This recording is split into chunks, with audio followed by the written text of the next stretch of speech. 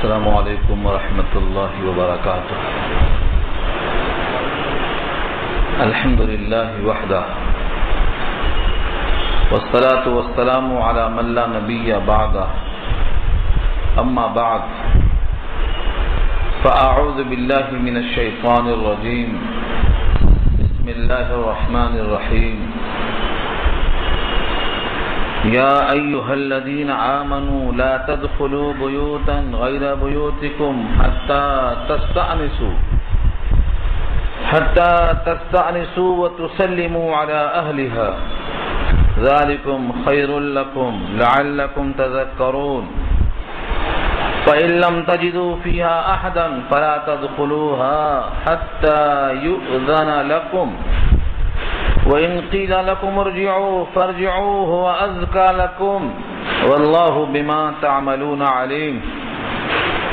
ليس عليكم جناح أن تدخلوا بيوتا غير مسكونة فيها متاع لكم والله يعلم ما تبدون وما تكتمون إلى آخر الآية. صدق الله العلي العظيم وصدق رسوله النبي الكريم ونحن على ذلك من الشاهدين والشاكرين. اللهم ألهمنا رشدنا وأعذنا من شرور أنفسنا. اللهم وفقنا لما تحب وترضى من القول والفعل والنية. رب اشرح لي صدري ويسر لي أمري واحلل عقدة من لساني يفقهوا قولي. آمين يا رب العالمين. محترم حضرات، معزز سامعین، محترم خواتین، میری ماؤں اور بہنوں، ملی بھائیوں، پیارے بچوں، تلاوت کی ہوئی آیتیں سورہ نور 18واں پارہ آیت نمبر 27 سے لے کر 34 تک. گویا یہاں سے سورت کا چوتھا رکوع شروع ہو رہا ہے اور پارے کا 10واں رکوع شروع ہو رہا ہے. سورہ نور میں جو عنوان دیا گیا تھا کہ پاک دامنی اور عفت اور عصمت کا تحفظ، جس کے اسباب مختلف ہیں. اب تک جو آپ احکامات سنتے آئے ہیں، اب اس کے بعد یہاں 5واں حکم آتا ہے استئذان کا، اجازت لے کر کسی کے گھر میں جانا. اور اس کا عام مقصد یہ ہے کہ لوگوں کی آزادی میں خلل نہ ہو، لوگ اپنے آپ کو اپنے گھروں میں راحت محسوس کرنے کے لائق اپنے آپ کو پائیں، اور آزادی جو اللہ نے دی ہے اس کا صحیح استعمال کر سکیں. کسی کے گھر میں جانا ہے تو اس گھر میں جانے کے لیے اللہ نے اجازت طلب کرنے کا حکم دیا ہے، اور اس کا مقصد یہ ہے کہ اچانک آپ کے داخلے سے ان کے گھر میں جو ان کی آزادی ہے اس پہ حرف آئے گا، اور اگر ان کو غصہ آ جائے تو آپ کی بے عزتی کا بھی امکان ہے. تو اپنی بے عزتی اور تحقیر کا ذریعہ کیوں بنائیں؟ دوسروں کی آزادی میں خلل کیوں ڈالیں؟ کسی پر نگاہ پڑ جائے جس کا انجام شرمندگی اور ندامت ہو، یہ موقع کیوں فراہم کریں؟ اس لیے 5واں حکم ہے استئذان کا، جو آج کا عنوان ہے. یا ایھا الذین آمنوا، اے وہ لوگ جو ایمان لائے ہو. احکامات جزئی ان کو بتائے جاتے ہیں جو اصولی بات کو مان چکے ہیں، جو اللہ کی ذات اور صفات کو یقین کے ساتھ تسلیم کر چکے ہیں، ان کو مزید احکام بتائے جائیں گے. اسی لیے جتنے بھی احکامات کی آیتیں ہیں وہ صرف یا ایھا الذین آمنوا سے خطاب ہوتا ہے، اے وہ لوگ جو ایمان لائے ہو، جو مان چکے ہو. لیکن جو اب تک ایمان ہی نہیں لائے ان کو سب سے پہلے دعوت ایمان دی جائے گی، کیونکہ اس کے بغیر کوئی عمل ناکارہ ہے، اللہ کے یہاں قابل قبول نہیں. یا ایھا الذین آمنوا، اے وہ لوگ جو ایمان لائے ہو. لا تدخلوا، داخل مت ہو. بیوتن، کسی گھر میں. غیر بیوتکم، تمہارے گھروں کے علاوہ. استثناء ہو گیا تمہارے خاص گھر. یہاں سے شارحین نے گھروں کی تقسیم کی ہے کہ 4 قسمیں ہوتی ہیں گھروں کی. ایک گھر وہ ہے جو تمہارا اپنا خاص کمرہ، تم جس میں تنہا رہتے ہو، کوئی اور نہیں رہتا، تمہارا اپنا کمرہ ہے، وہ تمہارا اپنا مکان ہے، چھوٹا بڑا، اس میں تمہارا آنا جانا ہے۔ ظاہر یہ ہے کہ تم اس میں خود رہتے ہو، تمہیں کسی سے پوچھنے کی ضرورت نہیں۔ اسی کو یہاں کہا ہے غیر بیوتکم، تمہارے گھروں کے علاوہ۔ تمہارا گھر ہے تو تمہارا ہی گھر ہے، تمہیں کسی سے پوچھنے کی ضرورت نہیں۔ اب تمہارے علاوہ کسی کا گھر ہے تو اس کی تین شکلیں ہیں۔ ایک شکل تو یہ ہے کہ وہ گھر ایسا ہے کہ اس میں تم بھی رہتے ہو، دوسرے بھی رہتے ہیں، کسی اور کے بھی آنے جانے کا احتمالات ہے، جیسے ایک ہی گھر میں کئی لوگ رہتے ہیں۔ ایک مکان کی نوعیت یہ ہے، اور دوسرا مکان وہ ہے جو عام طور سے سب کے لیے اجازت ہے، جیسے مسجد ہے، مدرسہ ہے، خانقاہ ہے، مسافر خانہ ہے، ریلوے اسٹیشن ہے، سب کے لیے آنا جانا ہے، اس کے لیے اجازت کی ضرورت نہیں ہے، لیکن شرائط کو ماننا پڑے گا۔ ریلوے کا پلیٹ فارم ٹکٹ لیے بغیر آپ جائیں گے، آپ مجرم ہیں، کیونکہ شرائط ہیں داخلے کے وہاں۔ ایسے ہی اگر دواخانے میں کوئی خاص کمرہ ہے جس میں سب کو آنا منع ہے تو وہاں بھی آپ پوچھ کے ہی جائیں گے۔ ایک عام مقامات پہ جانا ہے۔ اور تیسرا وہ حصہ ہے جس میں تمہارا سامان ہے، تم وہاں رہتے تو نہیں ہو، تمہارا سامان ہے، نوکر چاکر ہیں، امکان ہے کہ وہاں کوئی ہو، یہ بھی امکان ہے کہ وہاں کوئی بھی نہ ہو۔ ان تمام کے الگ الگ احکامات اس رکوع میں آ رہے ہیں۔ آپ دیکھیے کہ رب کریم اس کتاب میں جہاں پر اصولی بحث کی جاتی ہے، جزوی احکام نہیں دیے جاتے ہیں۔ خود نماز کو دیکھ لو، نماز پڑھ لو، یہ حکم دیا، کتنی رکعت پڑھ لو، یہ نبی کی وضاحت پہ چھوڑ دیا گیا۔ لیکن آداب اجازت کے لیے اللہ نے خود تفصیلاً بیان کیا۔ کیوں؟ کیونکہ عفت انسان کی بہت ضروری ہے، اس کا پاک دامن ہونا بہت ضروری ہے۔ مردوں کو الگ حکم دیا، مردوں کے ساتھ عورتوں کو شامل کر سکتے تھے جس طرح ہمیشہ شامل کیا، لیکن یہاں عورتوں کا الگ حکم، مردوں کا الگ حکم، ایک ایک جزیے کا۔ تمہارا ذاتی گھر ہے، تمہارا تنہا تصرف ہے، تمہارے ساتھ اور لوگ بھی ہیں، ہر قسم کے مسائل کو کھول کھول کے رکھ دیا گیا ہے، صرف اس لیے کہ اللہ مومن کو پاک دامن باعزت چاہتے ہیں دیکھنا، داغدار نہیں چاہتے۔ اور جس انسان کے اندر حیا ہوگی، پاک دامن ہوگا، باعزت ہوگا، وہ اپنے اعمال میں جب تمام چیزوں سے محفوظ ہو کر چلے گا تو اللہ کی جنت کا حقدار ہوگا۔ اس لیے اللہ چاہتے ہیں، ہر اس مقام پر آپ دیکھ لیں، اللہ چاہتے ہیں کہ تم کو پاک اور صاف کر دیں، تطہیر چاہتے ہیں، دل کی تطہیر شرک سے، صرف توحید چاہیے، اعمال کی تطہیر تمام گندگیوں سے۔ آپ کو جنسی میل جول سے نہیں روکا گیا، لیکن ناجائز تعلقات سے روکا گیا۔ کیوں؟ اللہ تعالیٰ چاہتے ہیں کہ بندہ ہمارے حکم کا پابند ایسا ہو کہ جو ہم کہیں وہی کرے اور ہمارے گھر میں جانے کا حقدار بن جائے۔ تو پہلی چیز ہے لا تدخلوا بیوتن، کسی گھر میں داخل مت ہو جاؤ۔ اور بیوتن کی جو تنوین ہے یہ تعمیم کے واسطے ہے، کسی قسم کا کوئی گھر ہو، یہ حکم سب کے لیے بہتر ہے۔ غیر بیوتکم، تمہارے گھروں کے علاوہ۔ تمہارا گھر چاہے مالکانہ قبضے کا ہو یا کرائے کے قبضے کا ہو، تم جس میں رہتے ہو یہاں مراد ہے۔ مالکانہ تصرف ضروری نہیں ہے، تمہاری رہائش وہاں ہے۔ غیر بیوتکم، تمہارے گھروں کے علاوہ۔ حتی، یہ لمٹ ہے، حتی کے معنی یہاں تک کہ تستأنسوا، تستأنسوا، استیناس اس کا مادہ انس ہے اور اسی سے انسان بنا ہے۔ انسان کے اندر اللہ نے انس رکھا ہے، تنہائی اس کو پسند نہیں آ سکتی ہے، کسی مقام پہ تنہا اس کو چھوڑ دیا جائے تو اس کے لیے سب سے بڑا عذاب ہے۔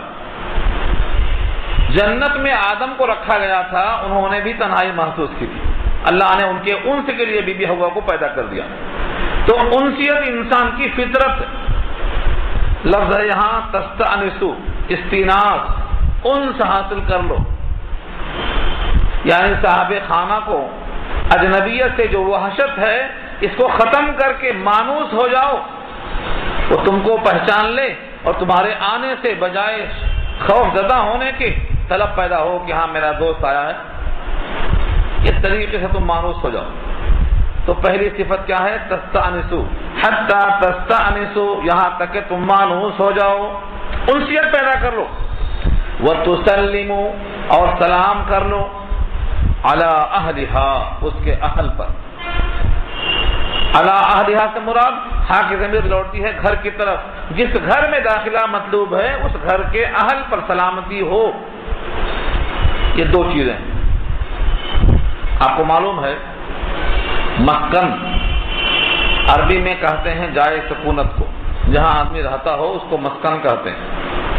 اور مسکن میں جو اصل چیز ہے وہ سکون اور اطمینان ہے. مسکن کو مسکن کہتے بھی اسی لیے ہیں کہ وہاں سکون کی جگہ حاصل ہوتی ہے. یوں آپ نے پڑھا ہوگا قرآن کریم میں اللہ نے واضح کر دیا ہے 3 مقام پر سکون ملتا ہے. ایک مسکن، گھر جو سکون کی جگہ ہے، اور ایک بیوی جس کو اللہ فرماتے ہیں کہ تم کو اس کے ساتھ جوڑنے کا اور نکاح کا ایک مقصد ہے کہ تم کو اس سے اور اس کو تم سے سکون حاصل ہو. سورہ اعراف میں بحث آ چکے ہیں. اور تیسرا جو ہمارا حقیقی مالک ہے جس نے ہم کو پیدا کیا، عدم سے وجود بخشا، جب اس کی یاد میں ہم تربتر ہوں گے تو ہمارے قلب کو سکون ہوگا. الا بذکر اللہ تطمئن القلوب، سورہ رعد میں بحث آ چکی ہے.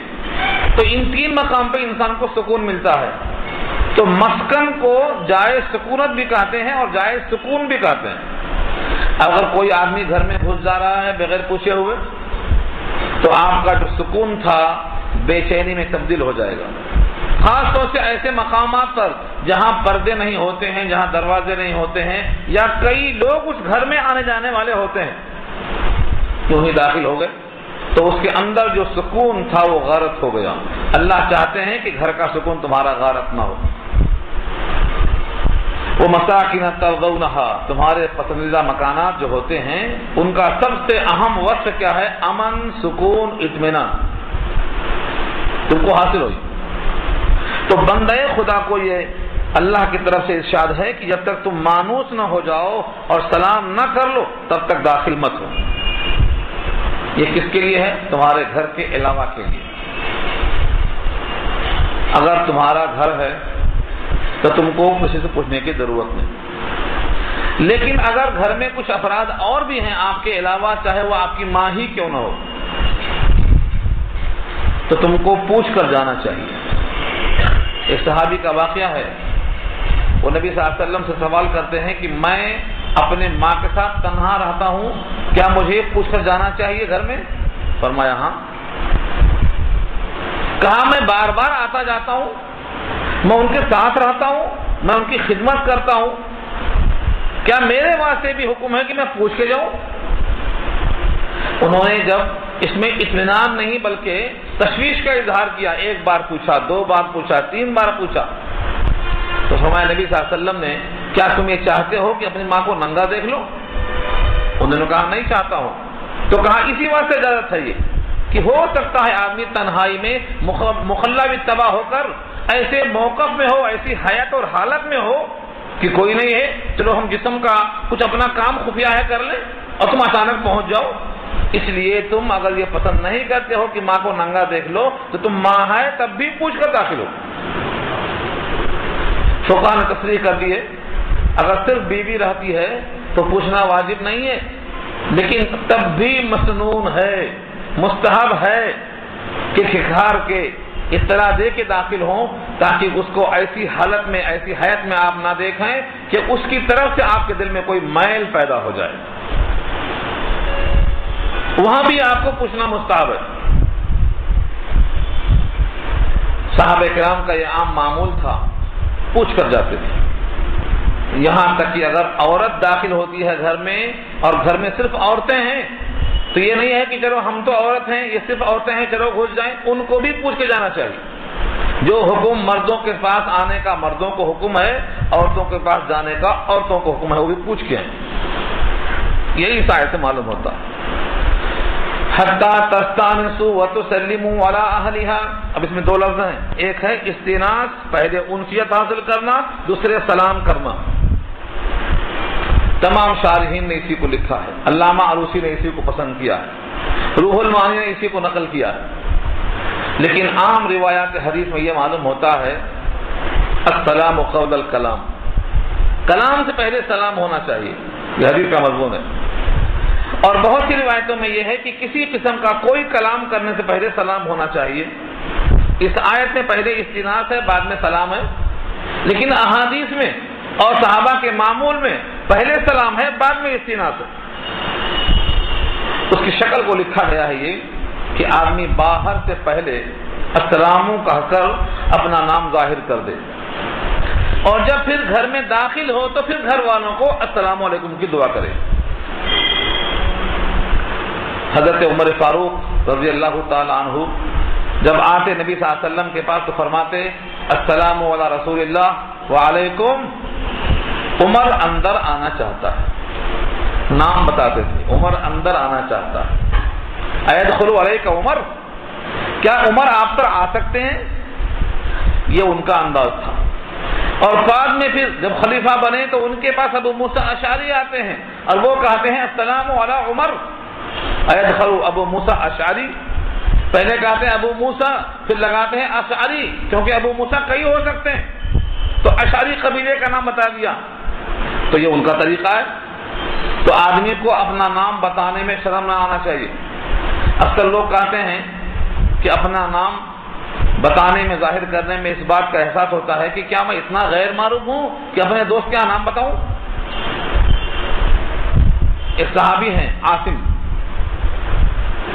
انہوں نے ایک صحابی ابو موسیٰ اشعری کے پاس گئے، مغیرہ بن شعبہ کے پاس گئے، اور انہوں نے داخل ہو کر کھٹکا مار کے آواز لگایا، کون؟ تو کہا انا، انا کے معنی میں۔ ابو موسیٰ اشعری فرماتے ہیں باہر نکل کے کہ یہ انا انا انا کوئی پہچان نہیں ہے، اور سنو میں نے بھی ایسا ہی کیا تھا نبی صلی اللہ علیہ وسلم کے پاس۔ میں نے جب داخل ہو کر کہا تو فرمایا کون؟ میں نے کہا انا، تو حضور نے مجھ سے کہا کہ میرے دوست میں کوئی انا نام کا نہیں ہے نہیں کوئی انا نام کا؟ کون ہے میرے نام میں انا؟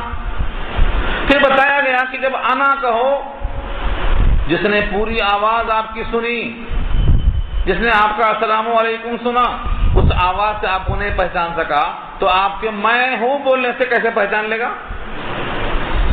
جب اس نے پورے سلام علیکم سے آپ کی آواز کا لہجہ نہیں پہچانا تو میں ہوں، یہ میں ہوں سے کیسے پہچان لے گا؟ تو جو انسیت ہے بجائے انسیت کے وحشت پیدا ہو جائے گی، بھائی کون ہے نہیں معلوم۔ اور بعض لوگوں کا تو حال یہ ہے کہ خاموش کھٹکا مار کے چپکے سے کھڑے ہو جاتے، پوچھنے پر بولتے ہی نہیں، اور تشویش پیدا ہو جاتی ہے، کون صاحب یہاں سے؟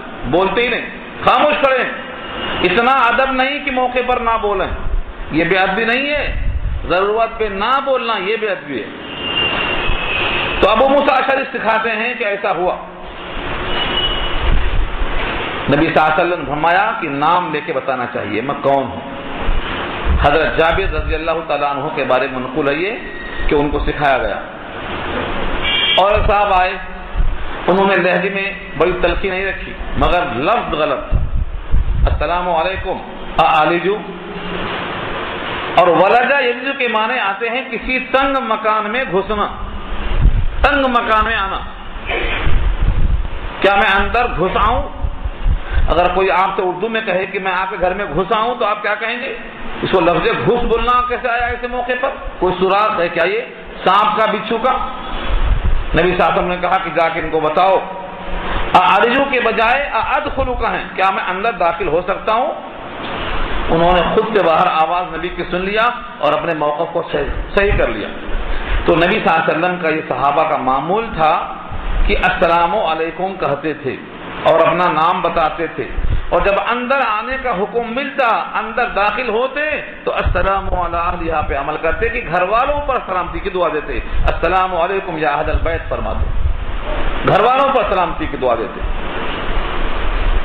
یہ معمول ہے اس آیت پر۔ سارے جہان کے سردار سید الانبیاء محمد مصطفیٰ صلی اللہ علیہ وسلم خود ایک بار تشریف لائے حضرت عبادہ کے پاس، سعد بن عبادہ، سعد بن عبادہ، عبادہ ان کے والد ہیں، سعد صحابی ہیں، یہ بڑے پکے عاشق تھے، چہیتے، لیکن نبی صلی اللہ علیہ وسلم نے جب السلام علیکم کہا تو وہ سن کر کے جواب تو دیا مگر بڑے آہستہ سے جواب دیا، زور سے نہیں دیا۔ نبی صلی اللہ علیہ وسلم نے سمجھا کہ شاید میری آواز نہیں پہنچی۔ آگے آیت میں آ رہا ہے کہ 3 بار سلام کا جواب اگر نہ ملے تو لوٹ جانا چاہیے۔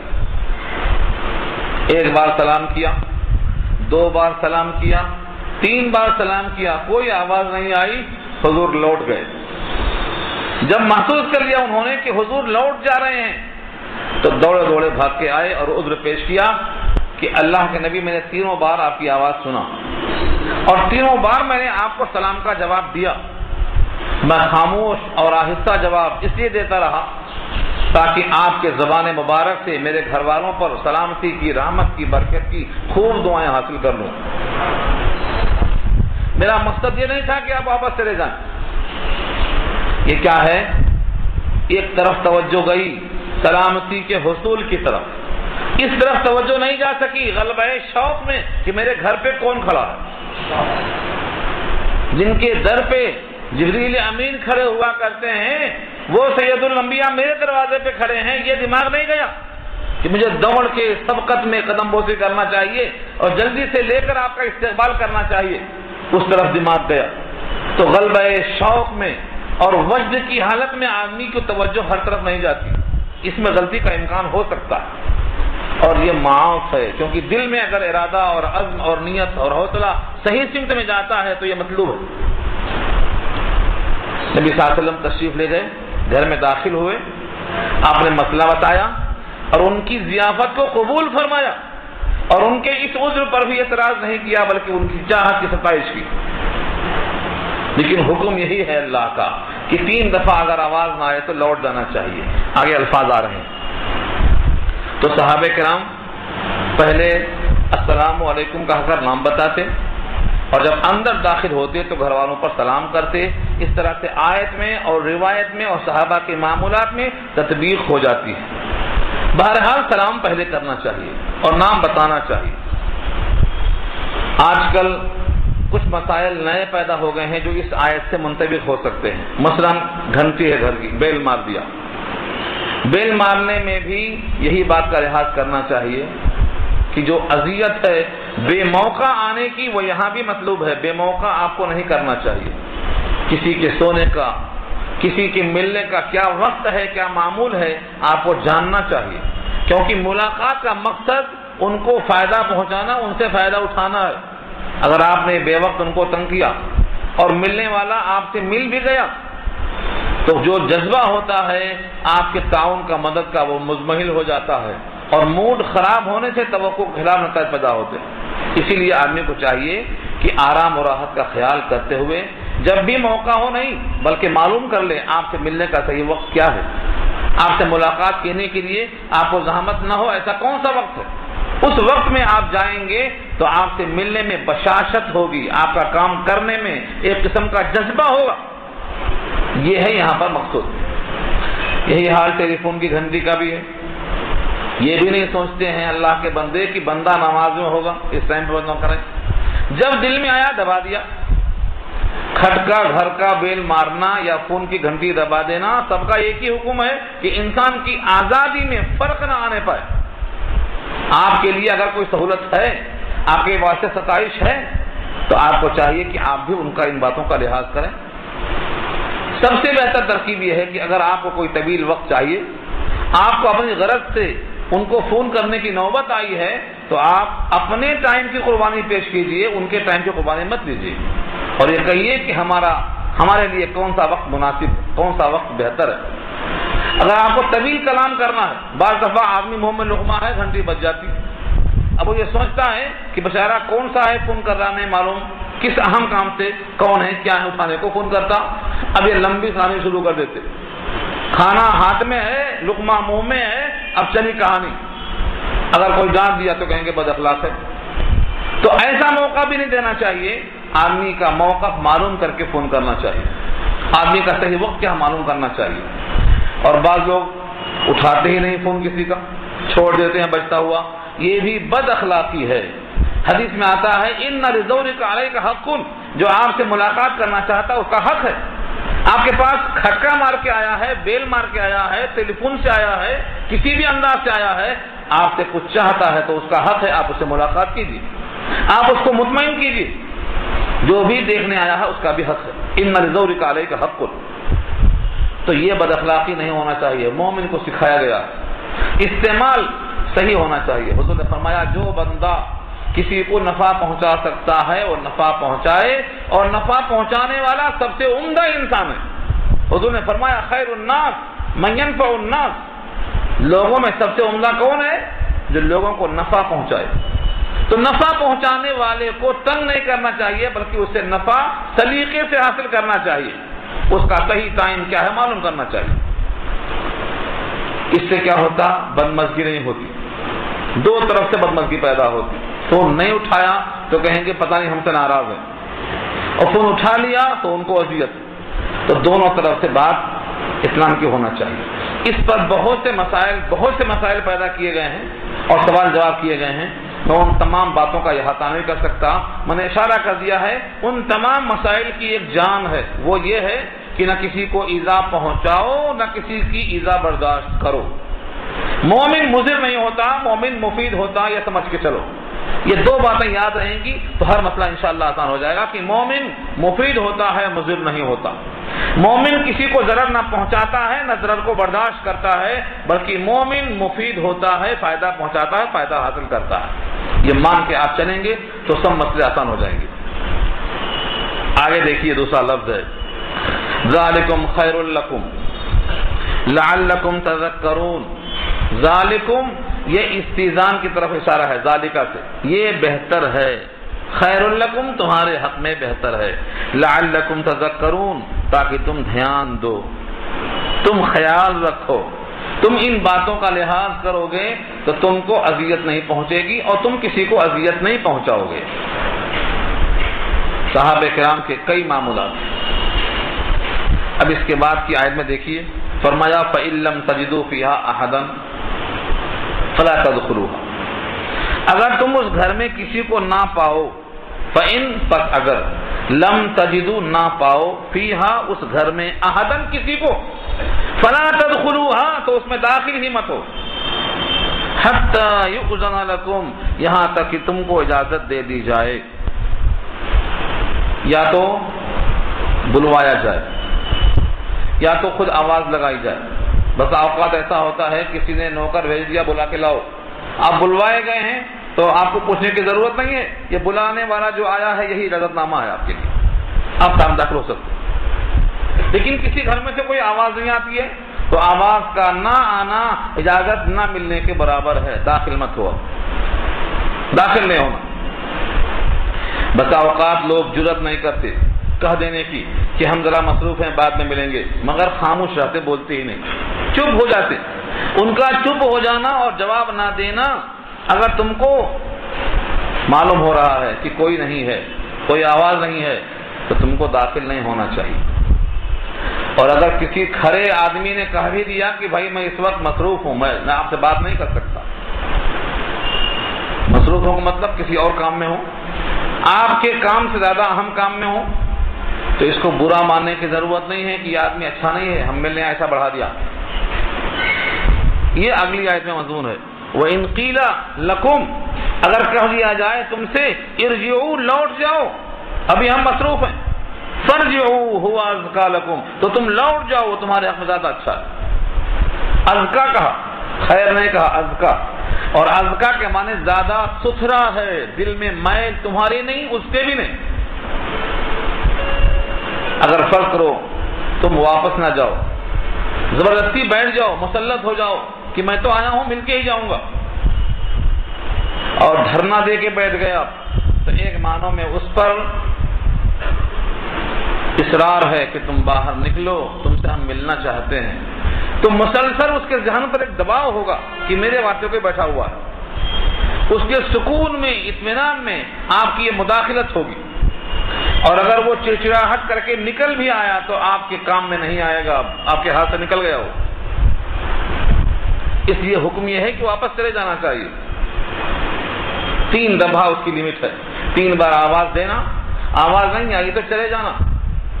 اور دل میں خیال نہ کرنا، ہو سکتا ہے وضو کر رہا ہو سکتا ہے غسل کر رہا ہو سکتا ہے نماز پڑھ رہا ہو سکتا ہے بیوی کے ساتھ لگا ہوا ہو، آپ کو کسی بھی کام میں مداخلت کرنے کا کوئی حق نہیں ہے۔ اس کے اندر کئی امکانات ہیں، آپ کو برا گمان کرنے کے بجائے اچھا گمان کرنا چاہیے اور بہتر وقت تلاش کرنا چاہیے، یہ حکم ہے۔ واپس چلا جانا غصے میں نہیں، حکم سمجھ کر اللہ کا چلے جانا۔ ایک مرتبہ ایسا ہوا، حضرت ابو سعید خدری رضی اللہ تعالیٰ عنہ، بخاری کی روایت سنا رہا ہوں، عربی کا متن اس وجہ سے پیش نہیں کرتا ہوں کہ بہتوں کو عربی نہیں آتی، بخاری میں کہاں تلاش کریں گے۔ ابو سعید خدری رضی اللہ تعالیٰ عنہ عمر فاروق کے پاس دستک دیا جب وہ خلیفۃ المسلمین تھے۔ حضرت عمر کام میں تھے، خلافت کا کام، 22 لاکھ مربع میل کا تنہا حاکم، کام بہت، ہجوم بہت، توجہ نہیں کیا کھٹکے کی طرف۔ حضرت ابو سعید خدری ایک بار آواز لگائے، 2 بار لگائے، 3 بار لگائے، جب جواب نہیں ملا چلے گئے۔ جب فارغ ہوئے حضرت عمر، کس نے کھٹکا لگایا تھا معلوم ہوا، ابو سعید خدری، کہا بلا کے لاؤ۔ ان کو بلا کے لائے۔ حضرت عمر کو غصہ تھا، آپ نے بجائے ٹھہرنے کے چلے جانے کا فیصلہ کیوں کر لیا؟ انہوں نے کہا کہ 3 دفعہ آواز لگانے کے بعد اگر آواز نہ آئے تو نبی اللہ کا حکم ہے لوٹ جاؤ۔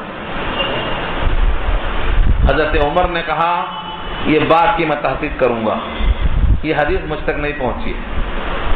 اعتراف دیکھو، آج کل کے اردو والے کہتے ہیں یہ حدیث میں نہیں ہے، قرآن کریم اور حدیث کا سمندر ہے۔ حضرت عمر فرماتے ہیں مجھے یہ حدیث نہیں پہنچی ہے، آپ نے اس حدیث کی سند پیش کرو۔ حضرت ابو سعید خدری نے کہا مدینے کا بچہ بچہ جانتا ہے، اور آپ نے پیش کیا اس کو۔ انہوں نے کہا افسوس، مجھ کو مشغولیت اور مصروفیت نے اس حدیث سے دور رکھا تھا۔ انہوں نے پھر اپنے بارے میں جو موقف اختیار کیا تھا ابو سعید خدری سے صاف کر لیا۔ یہ صحابہ کرام کا معمول تھا۔ تو 3 بار آواز دے کر لوٹ جانا یہ اس آیت میں بھی ہے اور اس حدیث کے اندر بھی موجود ہے۔ بخاری میں ایک باب ہے، باب السلام، سلامتی کے بیان میں بھی آپ دیکھ سکتے ہیں۔ امام بخاری نے ان روایتوں کو لا کر یہ پیش کیا ہے کہ اگر کوئی کہے کہ لوٹ جاؤ تو بہتر ہے، چلے جانا چاہیے واپس۔ جس گھر میں کوئی نہ ہو یا آواز نہ آئے وہاں داخل ہونے کے بجائے لوٹ جانا، اور آواز آئے کہ لوٹ جاؤ تو بھی لوٹ جانا، یہ دونوں صورتوں میں بہتر ہے۔ ایک صحابی ہیں عبداللہ ابن عباس رضی اللہ تعالیٰ عنہ، بڑے ہی عالم تھے، قرآن کریم کی تفسیر میں تمام صحابہ سے ممتاز تھے، تمام صحابہ سے ممتاز تھے۔ ان کی اقوال کی بنیاد پر آیتوں کے رخ بدلتے ہیں ترجمے کے ساتھ۔ وہ فرمایا کرتے ہیں کہ میں حضور کے چچا کا بیٹا تھا، عباس کا بیٹا عبداللہ ابن عباس، تو عباس چچا ہیں حضور کے، وہ بھی ماشاءاللہ صحابی ہیں، صحابی کا بیٹا، بھتیجا۔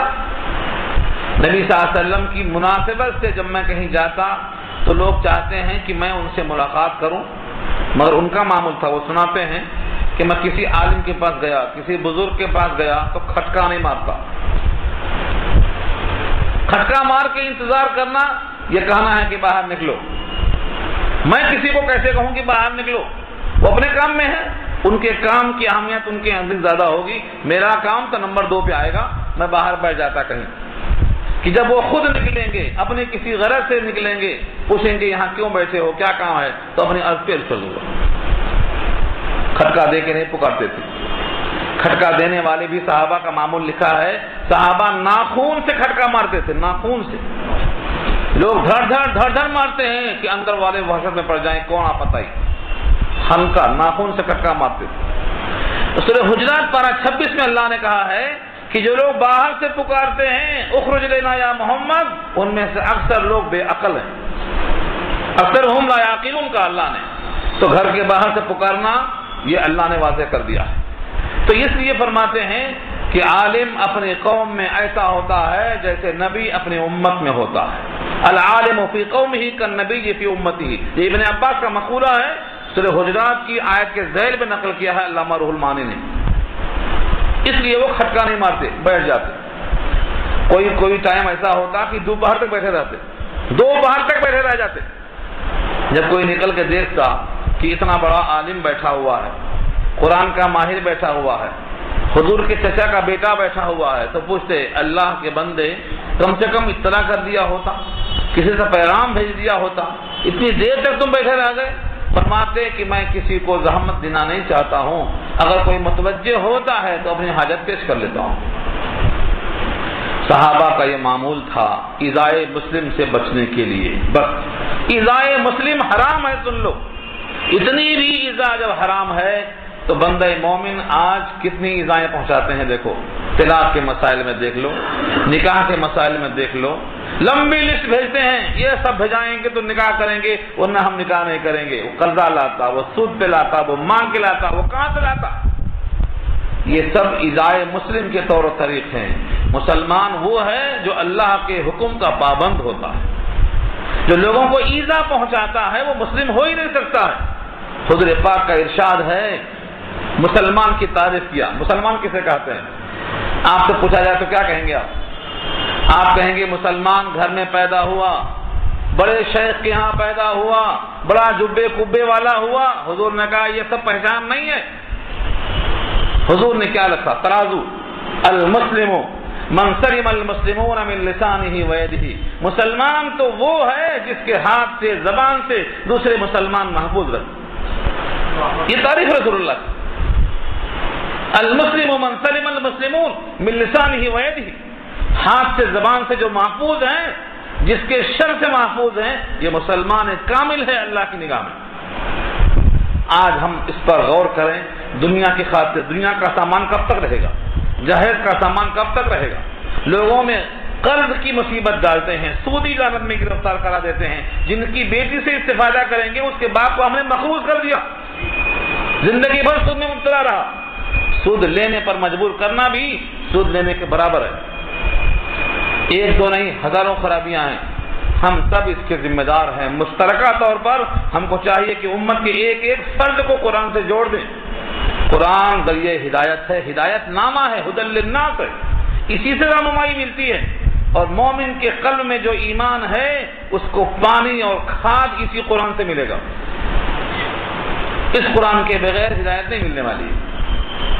حدیث میں آتا ہے جس نے قرآن کے بغیر ہدایت چاہا اسے گمراہی ملے گی۔ ومن طلب الہدی بغیر اضلہ اللہ، جو ہدایت کے منبع اور قرآن کے بغیر ہدایت طلب کرنا چاہے گا اسے اللہ گمراہ کر دیں گے۔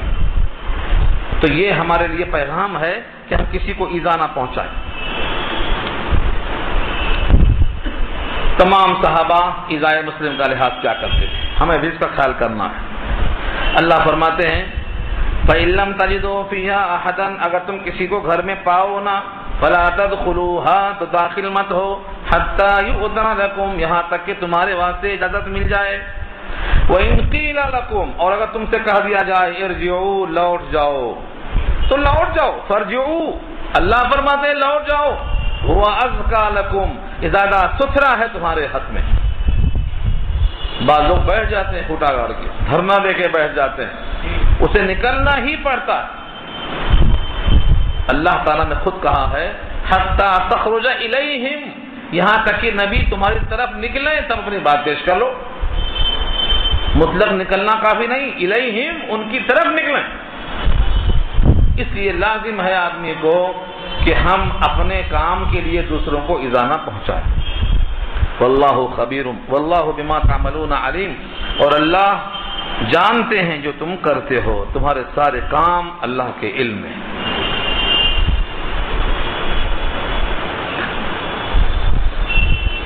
اس کے بعد دوسرا وہ گھر، چوتھا، جس گھر میں نہ تم رہتے ہو نہ کوئی رہتا ہے، اس میں سامان ہے تمہارے یا استعمال کی چیزیں ہیں، گودام ہے، مسافر خانہ، سرائے خانہ ہے، ایسے مکانات کے واسطے اللہ نے پیغام دیا لیس علیکم جناح، تم پر کوئی گناہ نہیں، تم پر کوئی حیرت نہیں۔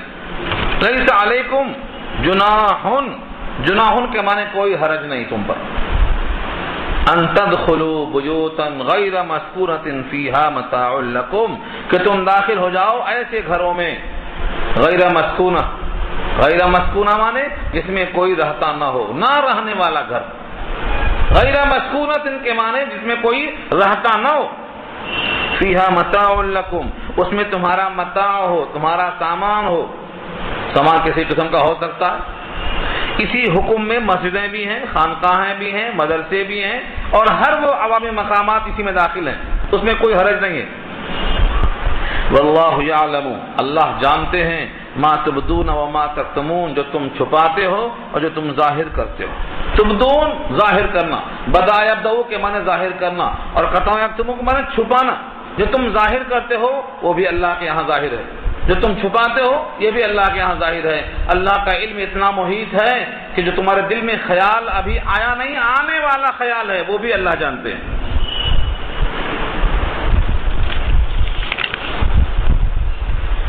یہ سارے احکامات کس کے تھے؟ استئذان کے لیے، اجازت طلب کرنے کے لیے۔ کس سے اور کیوں؟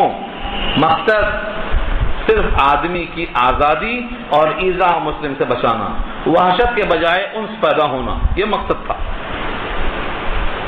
بعض دفعہ لوگ کیا کرتے ہیں، کھٹکا تو مارتے ہیں لیکن پہلے جھانک لیتے ہیں، دروازے کی دیوار سے دیکھ لیتے ہیں۔ بخاری میں روایت ہے کہ اگر کوئی ایسا جھانکتا ہوا نظر آ جائے اور تمہارے ہاتھ میں اتفاق سے کنگھی ہے، تم سر کے بال صاف کر رہے ہو، تو کنگھی سے اس کی آنکھ پھوڑ دو، تم پر کوئی گناہ نہیں ہے۔ تم سے کوئی خون بہا نہیں مانگے گا کہ میری آنکھ کیوں ضائع کر دیا۔ اللہ کے بندے، استئذان تو اسی آنکھ سے بچانے کے لیے ہی ہے۔ اگر تم نے آنکھوں سے دیکھ لیا، اب کھٹکا مارنے کا کیا مطلب ہے؟ بعض لوگ داخل ہو جاتے ہیں خاموشی کے ساتھ، دیکھ لیتے ہیں، پھر کھٹکا مارتے ہیں۔ یہ ان کے دل میں مرض پیدا کرتا ہے، یہ دل کے مریض ہیں۔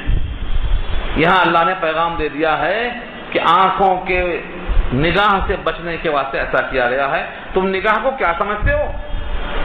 العین حق، نظر بد حق ہے۔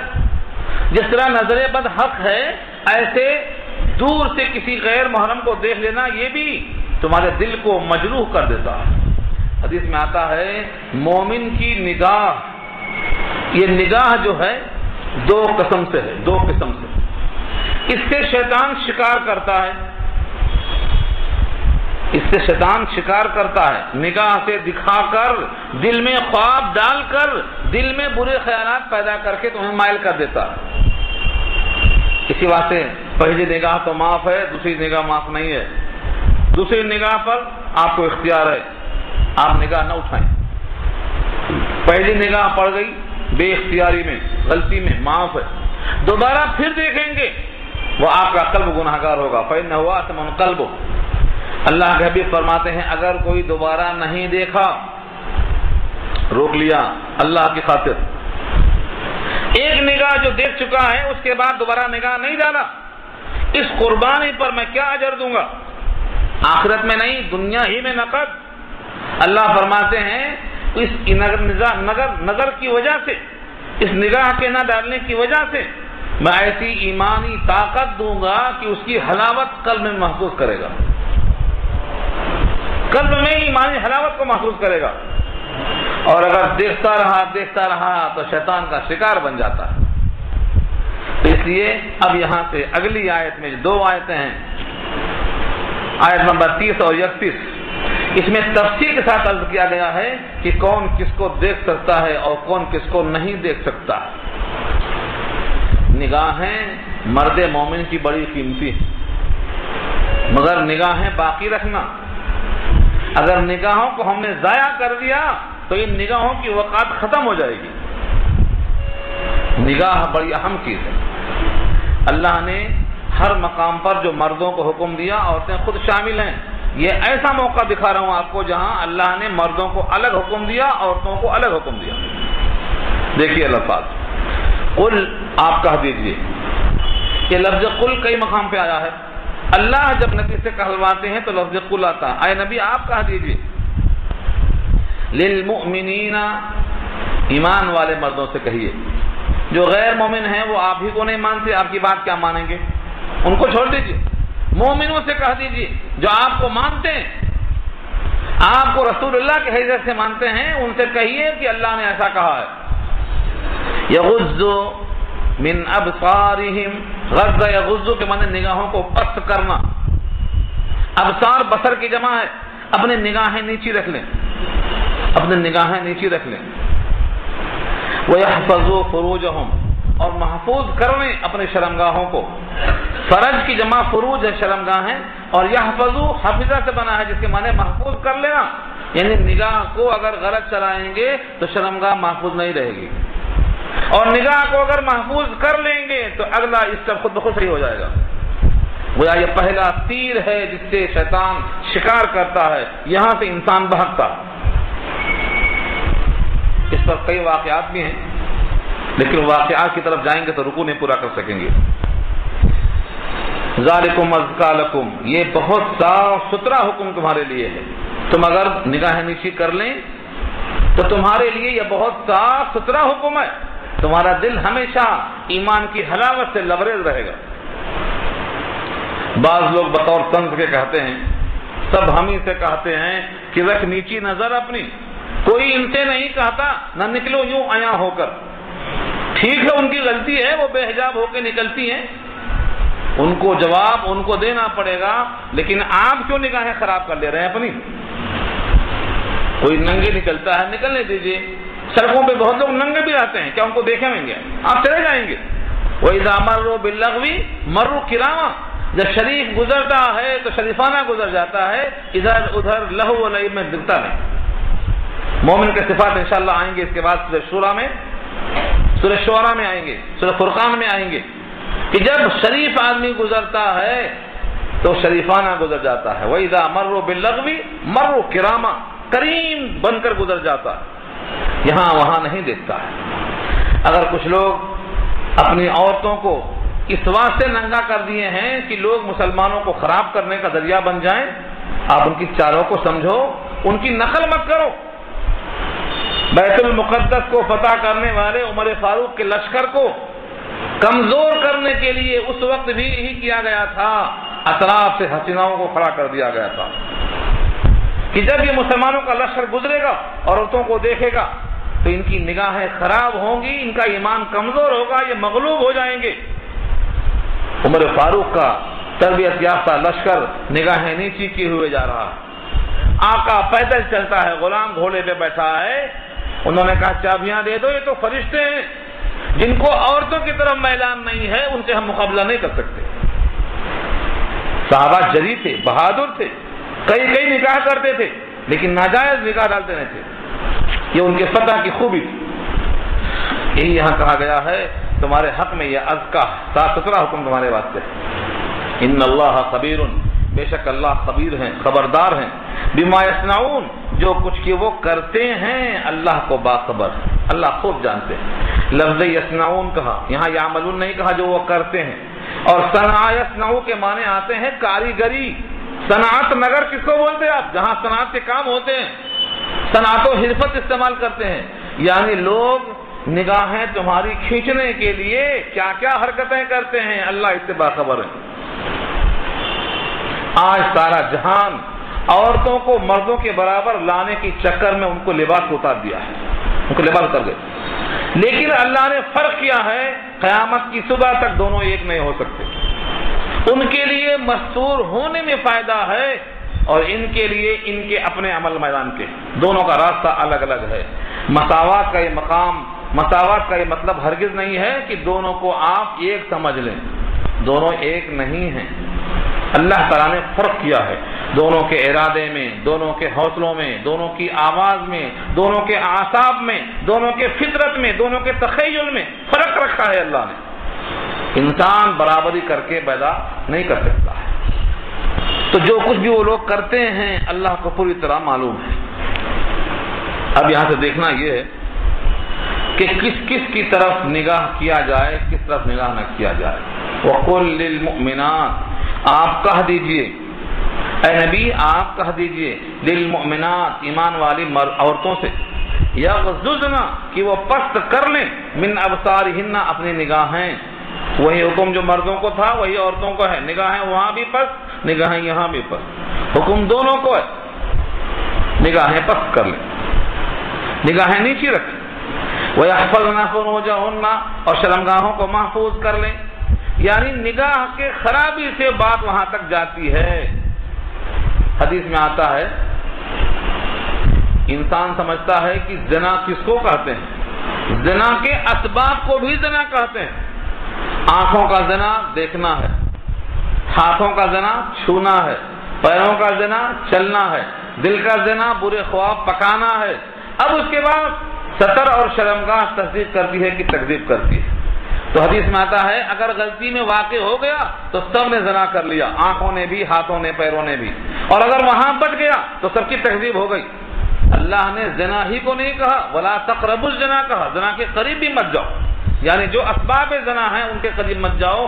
یہ نگاہوں کا بار بار لوگوں کو دیکھتے رہنا یہ پہلا زنا ہے، یہاں سے شروع ہوتا ہے۔ اس سے اگر رکاوٹ پڑ گئی تو انسان کی شرمگاہ محفوظ رہے گی۔ وَلَا يُبْدِينَ زِينَتَهُنَّ اور ظاہر نہ کریں اپنی زینت کو، وَلَا يُبْدِينَ زِينَتَهُنَّ عورتوں کے واسطے جو مسائل زیادہ تھے اس کا ذکر بعد میں کیا، اب ان کی زینت کیا ہے۔ وَلَا يُبْدِينَ اور ظاہر نہ کریں اپنی زینت کو، یعنی موقع زینت کو۔ زینت کے واسطے عورتیں کیا کیا کرتی ہیں، کون کون سے مقامات ہیں، ان کا تعین کیا ہے شارحین نے۔ آنکھوں میں سرما لگاتی ہیں، مقام زینت ہے۔ کان میں بالی پہنتی ہیں، مقام زینت ہے۔ توق گلے میں ڈالتی ہیں، مقام زینت ہے۔ ہاتھوں میں کنگن پہنتی ہیں، مقام زینت ہے۔ پیروں میں پائل، پادیب، خنکار پہنتی ہیں، یہ سب زینت ہے۔ تو جتنے مقامات زینت ہیں یہاں زینت سے بول کر مراد مقامات زینت ہیں، ان کو ظاہر نہ کریں، ان کو دکھائیں نہ۔ کس کو نہ دکھائیں، کسی کو نہ دکھائیں، الا ما ظہر منہا مگر جو کھل جائے اس میں سے، یا جو کھلا رہتا ہو مقام زینت میں سے۔ دو تشریحیں کی، یہ آیت پر بہت تفصیل کلام ہے، میں دو باتیں عرض کر دوں۔ الا ما ظہر کا مطلب مگر وہ چیز جو کھل جائے اس میں سے، چھپانے سے ہر وقت کھل جاتی ہے، مثلا چہرہ، ہتھیلی اور قدمیں، یہ کھلا ہے۔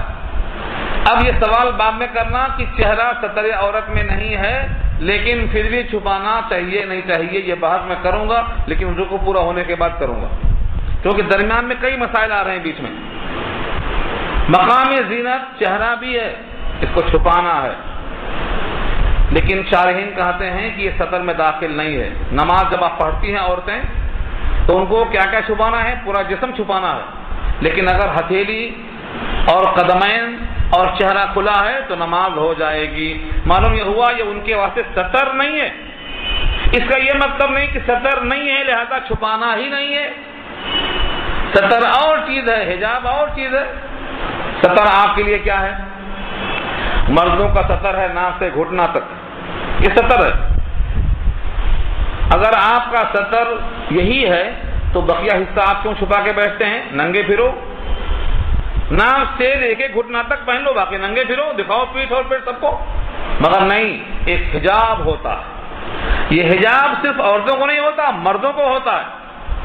حضور پاک کے بارے میں آتا ہے کنواری عورتوں سے زیادہ آپ شرمیلے تھے حیا کے معاملے میں، حیا کے معاملے میں آپ کنواری عورتوں سے زیادہ شرمیلے تھے۔ حیا انسان کی زینت ہے، الحیاء زینت للمرء، زینت ہے۔ حدیث میں آتا ہے اگر کوئی بے حیا بن گیا جو چاہے کر لے، اذا فاتک الحیا ففعل ما شئت، حیا ختم جو چاہے کر لے۔ انسان کی حیا ہی اس کو روکتی ہے ہر کام سے جو برے کام ہوتے ہیں۔ تو ناک سے گھٹنا مردوں کے لیے سطر ہے، اس کا یہ مطلب نہیں کہ باقی کھلا رہے، نماز ہو جائے گی۔ ناک سے گھٹنا تک بند ہے تو نماز ہو جائے گی، لیکن بلا وجہ ان کو کھولنا یہ سوء ادب ہے۔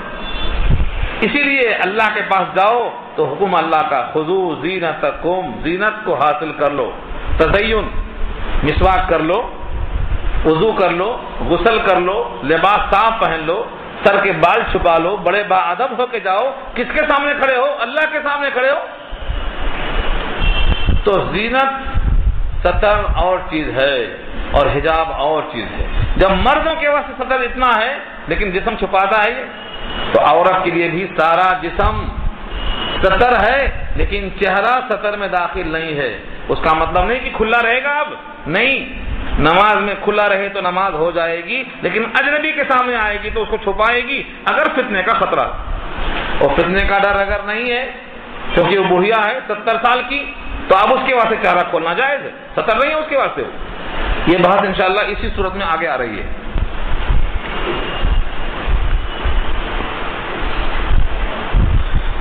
اس آیت کو پھر سے دیکھیں. اور کہہ دیجئے ایمان والی عورتوں سے کہ وہ اپنے نگاہیں نیچی رکھیں اور محفوظ رکھیں اپنی شرمگاہوں کو, اور ظاہر نہ کریں اپنی زینت کو مگر جو اس میں سے کھل جائے. الا ما ظہر منہا کی ایک تشریح اور کیا شارحین نے, کپڑوں پر کپڑا کتنا ہی پہن لے گی, اوپر جو کپڑا ہے وہ تو ایک اوپر رہے گا کھلا ہوا, اس کو الا ما ظہر میں کہا ہے. جیسے آپ کا کپڑا ہے پہنا ہوا جسم پر, اب اس کو چھپانے کے لیے آپ نے ایک کپڑا پہن لیا, اس کا نام چادر رکھو یا برقع رکھو, وہ بھی تو کپڑا ہے, اس کو تو کھلا رکھنا پڑے گا. جو آپ کے جسم پر کپڑا ہے اس سے لذت لے سکتا ہے تو اوپر والے کپڑے سے بھی لذت لے سکتا ہے. اس لیے حکم یہ ہے کہ اوپر والا کپڑا کھردرا رکھو, کھردرا. مگر ہمارے پاس عورتیں کیا کرتی ہیں, کہتی ہیں اگر خراب برقع پہنیں گے تو لوگوں میں عزت نہیں ہوگی, گھر میں داخل نہیں کرنے دیں گی. اس لیے اوپر کا برقع اندر والے کپڑے سے زیادہ حسین, زیادہ چمکدار, زیادہ بھڑکیلا ہونا چاہیے. یہ برقعے کا مطلب فوت کر دیتا ہے. کیا ہوتا ہے, اس برقعے کی کشش کی وجہ سے لوگ پیچھے پڑ جاتے ہیں, پیچھے پڑ جاتے ہیں, اور جب بعد میں معلوم ہوتا ہے کہ بڑھیا ہے 70 سال کی تو شرمندہ ہو جاتے ہیں. اسی لیے یہ چاہیے کہ اوپر کا لباس ایسا نہ ہو. یہ میری ذاتی رائے نہیں ہے, ہم سے بہت پہلے گزرے ہوئے بزرگ حضرت علامہ سعدی رحمۃ اللہ علیہ کی مشہور کتاب ہے, آپ سب کو پڑھنا چاہیے, اردو میں آ چکی, پہلے فارسی میں تھی, ترجمہ ہوا گلستان بوستان. 30 سال تک علم حاصل کرنے والا آدمی, 30 سال تک سیر و تفریح کرنے والا آدمی, 60 سال کے علم اور تجربہ کی روشنی میں لکھنے والا لکھتا ہے, بس قامت خوش کہ زیر چادر باشد جو باز پوری مادر مادر باشد. بہت سے اچھے قد و قامت والی عورتیں کہ وہ کپڑے کے اندر ہوتی ہیں اور بہت اچھی حسین لگتی ہیں, لیکن جب تم اٹھا کر چادر دیکھو گے تو وہ ماں کی ماں یعنی نانی نظر آئیں گی.